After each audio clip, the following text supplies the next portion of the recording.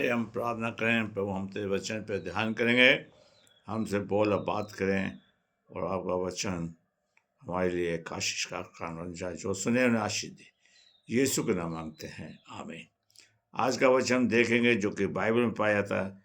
पहला पत्रस उसका पहला अध्याय उसकी 18वीं आयत पे हम ध्यान करेंगे। यहाँ पर इस तरह से लिखा है, क्योंकि तुम जानते हो कि तुम्हारा निकम्मा चाल चलन जो बापदादा से चला आता है, उससे तुम्हारा छुटकारा चांदी सोने अर्थात नाशवान वस्तु के द्वारा नहीं हुआ, पर निर्दोष निष्कलन मेमने अर्थात मसीह के बहुमूल्य लहू के द्वारा हुआ है।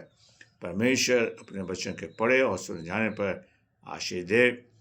पतरस ने इस पत्री को लिखा है और छुटकारे के बारे में कहता कैसे हमारा पाप से छुटकारा हो जाए, इस बात के लिए वो दर्शाता है। प्रभु करे कि हमारे जीवन के अंदर छुटकारा पाया जाए। आज बाइबल बताते कि हम सब ने पाप किया और परमेश्वर की महिमा से रहित हैं।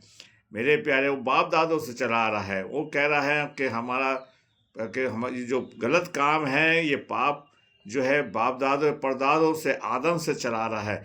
हम किसी बच्चे को गलत बात नहीं सिखाते, झूठ बोलना नहीं सिखाते, गाली देना नहीं सिखाते, किसी की आलोचना करना नहीं सिखाते, बुराई करने। लेकिन जो आदम का स्वभाव है, आदम ने जो पाप किए हैं, वो हमारे खून में, हमारे वंश में आया हुआ है। और जब यीशु मसीह को सलीब दी गई तो वहाँ पर या पिलातुस ने पूछा कि इसका क्या करें, तो वो कहते हैं कि नहीं, इसका खून हमारे ऊपर पाया जाए, खून हमारे वंश पर हो। तो पाप की सज़ा जो है हमारे जो पाप है, हमारे खून की सज़ा है, पाप की सज़ा जो है हमारे ऊपर चली आ रही है।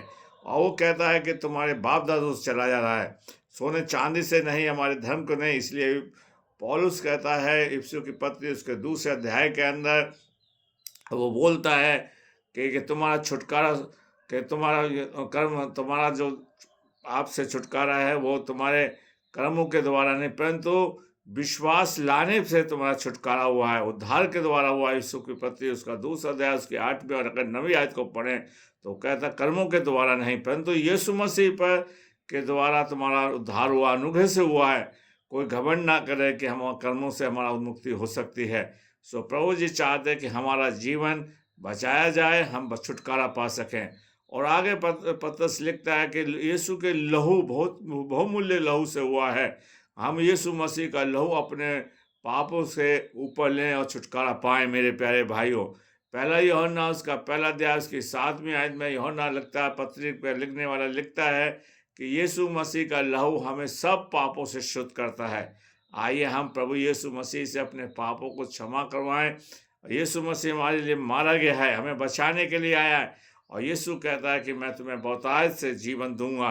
अगर हम देखें तो पाप का वह है, पाप के वजह से प्रभु ने नूह के द्वारा क्या करा, पानी से दुनिया को बर्बाद कर दिया। पाप हमें बर्बाद कर रहा है, नाश कर रहा है।